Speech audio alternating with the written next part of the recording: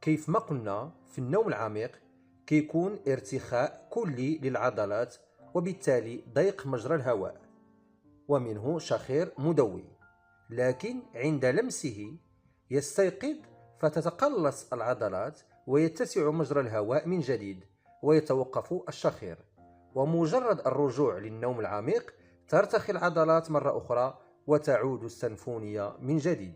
كاين البعض إلا سمع شي واحد كيشخر كيقول سعداتو شابع نعاس مرتاح، يعني الشخير علامة الراحة، بالعكس راه مسكين عنده ضيق وصعوبة في التنفس. الشخيرية عجبتهم هاد مسكين. اللي خصنا نعرفو هو أن الشخير علامة على النوم العميق، أن السيد غاب وخمر صافي. إذن إلا بغيتي تكون بطل في الشخير خاص يكون